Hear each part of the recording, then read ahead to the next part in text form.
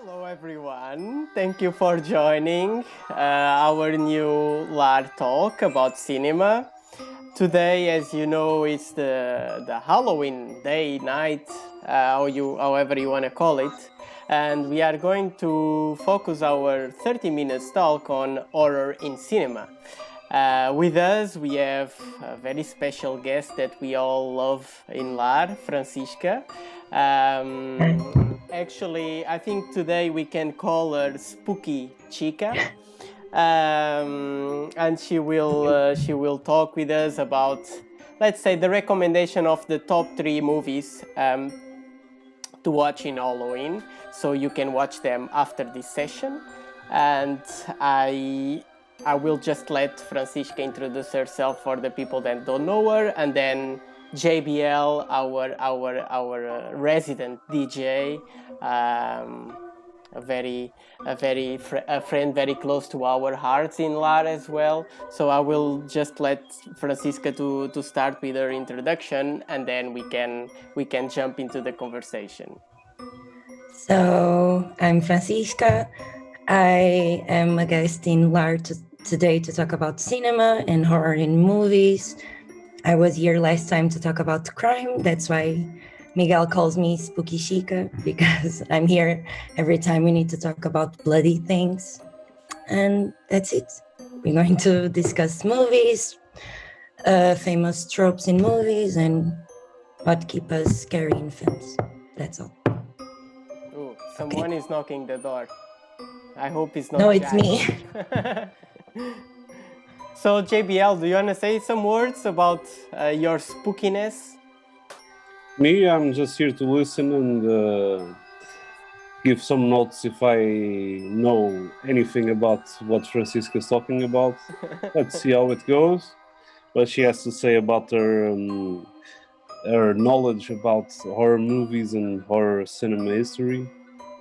So let's start. Yeah, let's go. Let's start. I think we can start. So feel free to jump in, and the stage is yours, Francisca. And feel free to ask me any questions and everything, so this doesn't become a monologue. So horror in movies starts with cinema itself. The first horror movie was made in 1896. It's called The Devil's Castle, but it's only 3 minutes long, and I don't think we can call it the first horror movie because the director didn't want to scare its audience, so I don't like to see it as the first horror film ever made. For me, it started in the Weimar period after World War I in Germany, where a movement, and it's one of the most important movements in cinema, it's called the German Expressionism, started. And the first horror movie for me is The Cabinet of Dr. Caligari, which is an incredible movie. It's actually 100 years old and still amazing. It captures the essence of this movement. Everything is exaggerated, the lights, the set itself, it's almost absurd. And it's a great movie. I don't want to spoil it, but I really would like to make it official that it's a great movie and everyone should watch it once in their lifetime. Yeah. And it's actually the first psychological movie as well. It has a great plot twist in the end, for those who love plot twists. And I like plot twists. Plot twist is life. Plot twist is life. Indeed. So it has a great plot twist in the end. I don't want to spoil anything more in the movie. So after the Cabinet of Dr. Caligari was made, someone tried to make an adaptation of the Gothic tale of Dracula, but he couldn't afford the rights to the book, so it created Nosferatu, which is also a cult movie in horror, and it's a great movie. It's still in this movement, but the set is not such absurd, the lighting. So is German expressionism in its essence, but is not as clear when you watch it. So these two movies and another one start to make a huge impact in movies, and America saw it, and Normal took it from Europe to USA and started making great movies. So Universal Studios start to make all kinds of monster movies, and it's called, in the 30s, it's called the golden age of horror movies. Have Dracula, Frankenstein, the monster in the Black Lagoon, which is Renato from Bruna Leixo, the comment. That's Renato. That's fun. All kind of Renato. Good comeback with the Renato one. Yeah, everything so for they decided Yeah. basically to make America great again. Back in the days, they were already trying to make America great again. Huh? Always. They stole European ideas and start to the mass production of monster movies and a lot of franchisings. We have 20 Draculas or Frankensteins. We have the Bride of Frankenstein and etc. So people were starting to get a little bit tired of monster movies. Then World War II comes in, and we have all types of monsters, but big monsters, the apocalypse, like giant ants, and they are going to end humanity. So we start to go, we're still in monster movies, but then they are a little bit different. And then we enter in the 40s and 50s with Alfred Hitchcock. Then all of a sudden everything changes. So sex becomes a big part in horror movies and violence. I didn't know that actually when I was reading the notes, because honestly, for me, horror movies are, we talked about this, I think, in one of our talks, that I'm really afraid of horror movies, and I cannot really watch horror movies when they need to be watched, which is during the night, right? So, because then I have a lot of nightmares. So for me, it's like, I mean, you were talking about big monsters and so on. I mean, if I watch an Anaconda movie, for me, it's already enough. I don't need more monsters in my life. Okay, fair enough. It's funny because Alfred Hitchcock took the idea of monsters but made them humans. So the new monsters were us. And so psychopath trope started. And Psycho, it's a great movie because, first of all, it kills the main character really early on the movie with the famous shower scene of. Yeah. And it's funny because Hitchcock didn't want any sound in that part of the movie, and now it's such an iconic the stabbing. I didn't want. He didn't want any sound in that part of the movie. So Psycho also has a great plot twist and starts the old jump scare thing in movies where everything is very quiet, or you have some kind of sound that is increasing, and then you have a jump scare. So anything can jump on you, and for me, that's the funniest part in scary movies. I don't really get scared, except on Birds of Hitchcock. I got really scared because I went to Berlenga's Island, and there were too many seagulls, and all of the photos of me in there, I was like 14. I mean, like looking to the seagulls because I was not trusting them. So it's funny because Hitchcock really changed the horror. He made the jump scare. Yes, indeed. And we didn't need all the special effects to be scared. Exactly, and that, for me, what's most interesting about it is that it doesn't need a lot of effects. It doesn't need a lot of, money to make it. It just needs people, and it just needs a nice sound behind it and a nice way of capturing the way people behave in a way that it creates such a suspense, right? And then Creates anxiety. Yes, anxiety. That's the thing. For me, for me, it has much more value when you create anxiety and people get really Mhm. anxious, right? Know that it's coming, but you don't know when it's coming. Like Mhm. Jaws does it Yeah. very well. Yeah. The typical sound, Yeah. don't, and you know the shark is coming, and you are already know someone is going to die, but still you are waiting for it. Yeah. So, as I said, and Hitchcock actually is not that gore of a movie. You don't have a lot of No, blood. no. You don't have in the shower scene. You don't see the stabbing. You only see shadows. So Psychological horror. exactly. So it doesn't need much to affect people. And what affects people, it's always subjective. A lot of Yeah. people don't like supernatural things. I find it boring because I don't believe in ghosts. So for me, it's too much No. of a fantasy. Really? Some people get scared of Anaconda, not focusing on Jennifer Lopez. I don't know.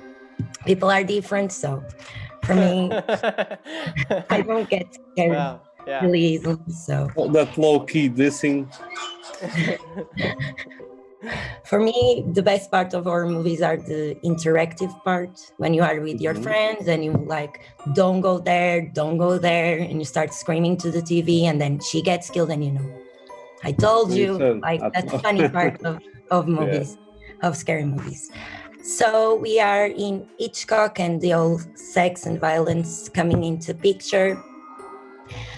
We have also Peeping Tom, which introduces the stalker thing, and he uses a camera to record the final moments of its victim. So it's also a great movie. And although Hitchcock started to abandon the supernatural theme and the monsters, it still prevailed. In the 70s, we had The Exorcist, or Rosemary's Baby, which are also good movies and play with religious things and an exorcism. So they are great movies as well, and they got attention from critics and got the Oscar nominations for the first time, because horror movies were a lot of times independent movies and made with low budget, so they weren't taken in consideration. Yeah, exactly. I was telling you before, like I really liked Rosemary's Baby. Actually, I think it's a very, very good movie. It was maybe one of the last horror movies I have watched, because of what I already told you. I could sleep. So it's lighter movie. Yes. But Polanski did a really nice blend of horror versus suspense and psychological horror with the occult reference there. It's a really, really well made movie. I think for me that movie and that those type of movies, it's like. When I think about horror movies, I think about these crazy monsters, sci-fi stuff, so I'm not a big fan. But if I think about thrillers and like psychological horror movies, I actually tend to be more, okay, maybe this has some, maybe this is good, so, and I think sometimes it's something that people also think about, like, horror movies is just blood, it's just monsters and stuff, and you have a lot of horror movies that are actually very good, and that goes into what you were saying, the fact that they started to get nominated for Oscars. I mean, whatever that means, but probably the first and last, I think. No, Silence of the Lambs, because people try to say that thrillers are not horror, and they are. So we like to say horror is a lot more violent and monsters are a lot of blood, but it doesn't have still to. had a really long gap between 20 years. So Silence of the Lambs is 98. 90 something. Yeah. So a lot of years, and still is.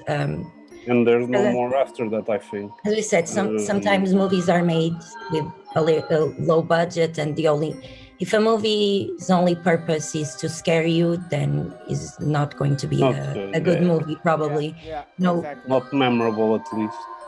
I know when I was younger, me and my friends would like to watch the scariest movies of all time, and Hannibal Holocaust, and the Serbian movie, which is gross, and Martyrs, which is more gore stuff. Like, so if a movie's purpose is to make you sick, then probably it's not to be a good movie. That's why I believe that Saw, for example, had that huge success because it has a good storytelling. It's has a purpose. It's not killing just to kill. So exactly.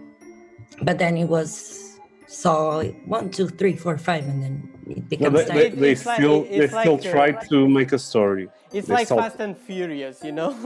when they see the money coming, they just okay, let's go another one. And that happens a lot. The thing is, yes. No. I was saying that this happens a lot in horror movies. They stretch the movie as much as they can.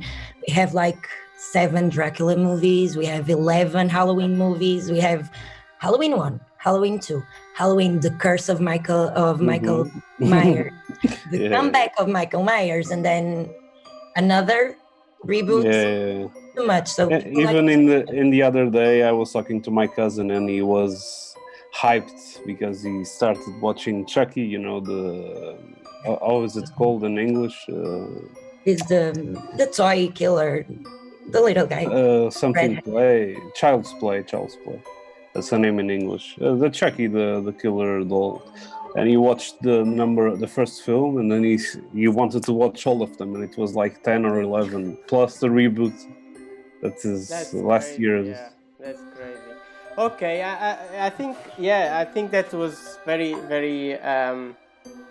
I would say very interesting. Like we started with the first horror movie. We moved to the German expression period after the First World War.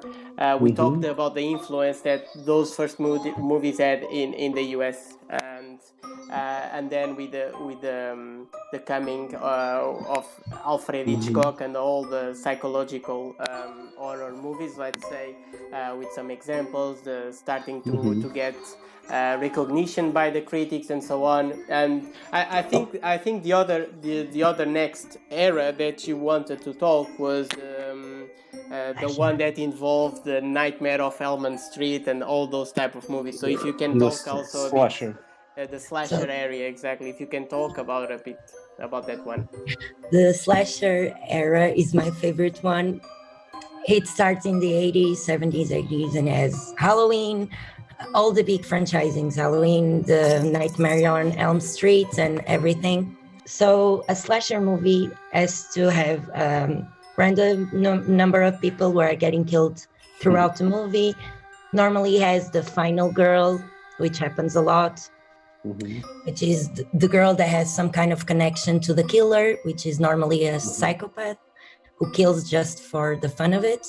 So slasher movies, for me, are the best because they are so wear out right now that you already know what's going to happen and people don't appreciate them anymore. But still, for me, they are really important and became symbols of horror movies for me. So.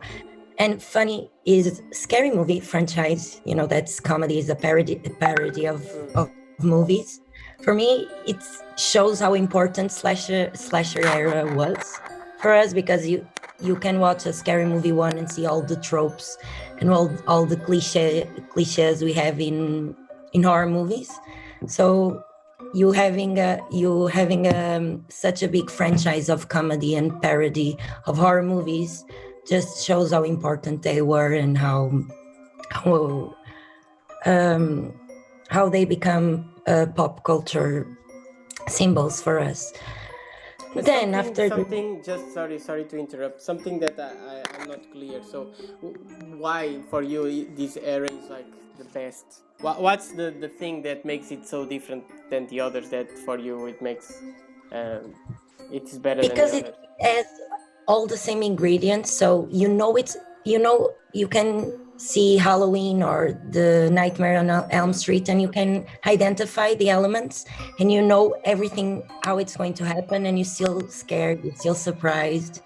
Of course, the franchising is a little bit exaggerated, but I really like this part because it has a little bit of gore, a little bit of suspense, a little bit of violence.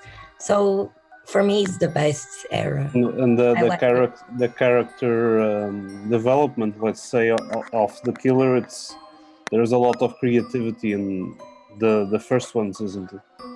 Yes, the Michael Myers, he killed his sister and then he comes back every Halloween to kill someone.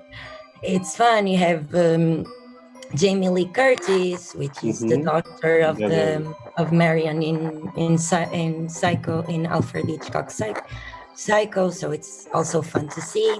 I don't know. For me, slasher is the best era because, like I said, I like to interact in horror movies. Normally, I'm a pain in the ass watching movies because I get really quiet and I don't allow any noise. I'm worse than a cinema. So for me, horror movies is when I can talk with my friends and interact and talk to the screen. So for me, slasher are the best because you already know. There's a question here on the LAR chat on the website from Van. She was asking for examples of slasher movies, and she said if The Ring is one, but you should just clarify give some examples of slasher movies. I know you already talked about them. We have a lot, like what we did last summer. I Know What You Did Last Summer, Final Destination. So basically, you have a psychopath who kills random number of people, like I said, in order, the typical movie. It's a slasher. So the big ones are these in the 80s, but then it goes until the late 90s. We have all kinds of slashers until we start a new type of cinema, which is lost footage cinema with the Blair Witch Project, which had made more money than Halloween. It was the first horror movie to overcome the success of Halloween. So, and then we start with Paranormal Activity, Rec, a Spanish one, which is good.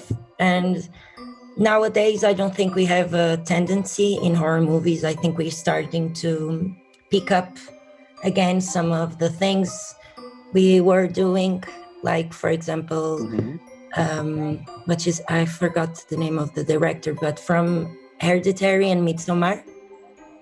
Hereditary, I don't remember the name. I only know the I remember the poster. A really good movie. It's a really good movie. So this is basically then the transition from the slasher to the 90s and to nowadays, right? So exactly. So nowadays I don't think we have. The name is Ari Aster. Okay, so for me he is important because nowadays you don't. Okay, if you think about good movies recently, we have Conjuring, we have Saw, maybe we have. I don't know, Annabelle. Maybe, you have. we still like supernatural things. Yeah. And I really loved Hereditary and Midsommar because it took folklore and traditions and tales from other countries and made a horror movie about it. And for us, it's not that easy to perceive because if we see a exorcism movie, we know a little bit about church, and so we are familiar with that. So in these movies, we don't know about the tales, so we don't know what to expect. So it's hard for us to understand, but I think it's doing a good job in introducing new types of folklore. We also have Get Out and Us, which I didn't like Get Out personally as an horror movie, but it has its importance. It's taking institutional racism as an horror subject, which is new. It hasn't been done before. So right now we have good horror movies, but not something really new happening since Blair Witch Project. So you had. Sorry. Go on. No, I was just saying there was also, when you talked about The Conjuring, there was also Insidious. You also had Mr. Babadook, the Babadook also. That one is good. I remember it's the boy. Yeah, And and there's a witch. It's the witch. It's I'm not sure if it's Swedish or something. It's Robert Eggers. He did a more dark and folklore-based movie. Really good movie actually, because it looks very old. It's mostly in black, not black and white, but very dark tone colored, and very few actors. No sound. What? You were talking about black and white, and I remember Yeah. Lighthouse, which is I a like those. Yeah, good movie. it's also Yeah, I never. Yeah, actually, that one is on. It's on my list actually. So real if I think about it, like, we have three suggestions, right? Today when we started talking, we have three suggestions, which are basically the old movies, right? The Psycho, the Exorcist, and the Halloween, right? So if we would talk about what's happening today, would you have, like, if you can pick one or two, I don't know how many you would like to, but to pick just what would be maybe the most meaningful or the best horror or thriller movie made in the last, I would say, 10 to 20 years, for example. top five. Five Okay, is maybe it's difficult, five, but No, it's okay. I think. I really liked Midsommar because it made me uncomfortable, and I really like when I'm watching a scene in a movie and I'm forcing myself to watch it. And I don't know if everyone watched Midsommar, but I still haven't watched it. so there, I don't want to spoil it, but there's a part when is screaming because she saw something that upsets her, and she's screaming, and a group of people in a cult are screaming with her. So she's really in pain, and they are just mimicking her screams. That made me so uncomfortable. I was watching with my friend, and we are laughing and talking about moving. Oh, great color! So it's a good movie, whatever. And that part, we were silent, and I didn't know how to process that scene because it really made me uncomfortable. So I would say Midsommar is really good. I like Us. People don't like Us very often, but I really did. I didn't like Get Out, as I said, because I'm really specific in my type of horror. For example, I don't like witches. I don't believe in witches, so I don't like them. So I don't know why. If I watch Lord of the Rings, you only like things you believe in. But I don't believe, like, I like Harry Potter and I can go in that scene, but I don't know, witches in real life, I cannot do it. No, it's not for me. It's really not for me. I don't know why. But when you say witches, are you talking about the image of the hat and the broomstick or even Suspiria remake? Like, for example, it's not a great movie. I don't know. It's something about witches that I don't like. I don't know why. I just don't find it. Do you like the occult and doing? Yes, that I like. Okay. Killers, and so I would like to say, if you would pick two more, your top three. I think Saw is important for the plot twist and having a good storytelling behind all the killings. So I would say Saw. I don't know. I mean, we already have three, right? Didn't you like Conjuring? Yes, I like Conjuring, but I don't know. It didn't scare me. It's like scary. No? For example, Paranormal Activity for me is just so boring. I understand. You're just there, they're sleeping, a door is banging, and then, oh God, I wake up and I have scratches. Imagine if that would happen with you. I would just be super scared. I would not call a priest to clean my house. I would go to another house. So, calling a priest I would not call a priest in any situation anyway. I was asking about The Conjuring because from all the movies I saw, I think it's one of the best, at least in the last 20 years that I saw, the creepiest one, because it doesn't show anything. You just have little hints here and there, and you get scared and you haven't seen anything. But it's different from Paranormal Activity, let's say, and other ghosts. No, Conjuring is a good movie. The thing is, you get the suspense of the family, and I think they did a really good job on the acting and the plot. aside from all the movies like that. Yeah. No, they didn't. Even the Conjuring 2, it's a good movie, and normally the Yeah, it's second okay. one is not as good, and it's Yeah, it's still okay. good. Yeah, So- very, very good. Thank you. I think we are reaching to an end.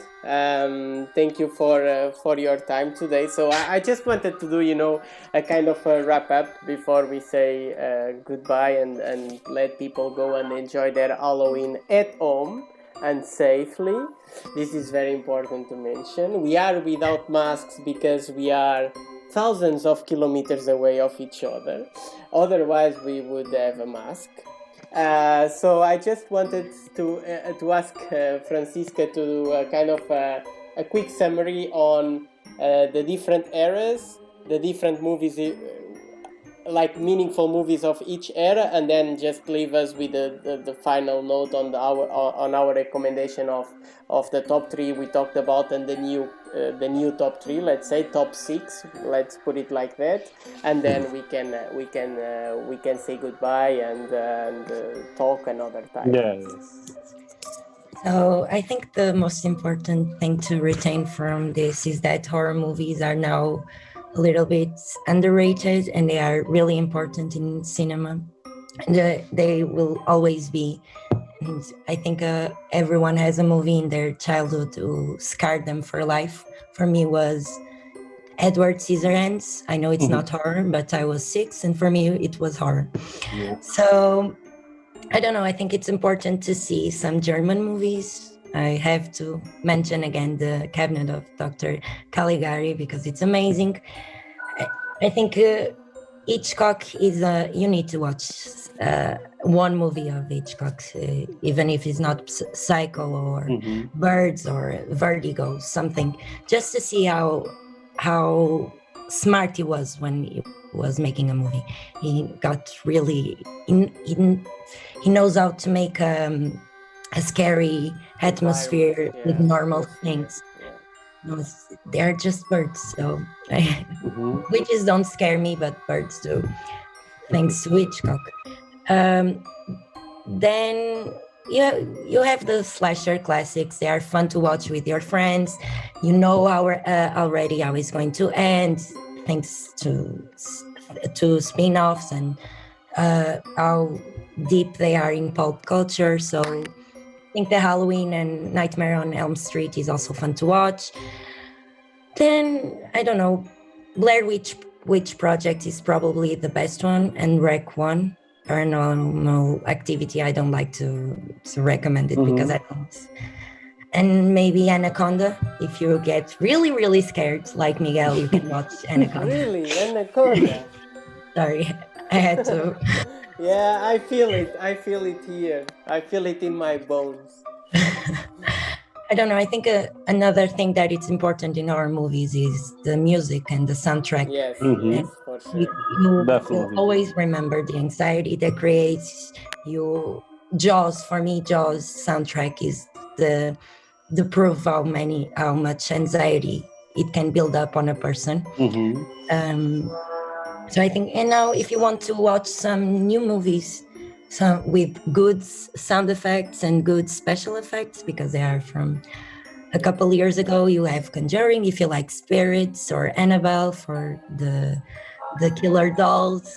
You have Lighthouse if you like a little bit more of a good movie, not just a trashy horror movie if you like to keep it. What else? Oh, and I forgot to mention the importance of Asian movies.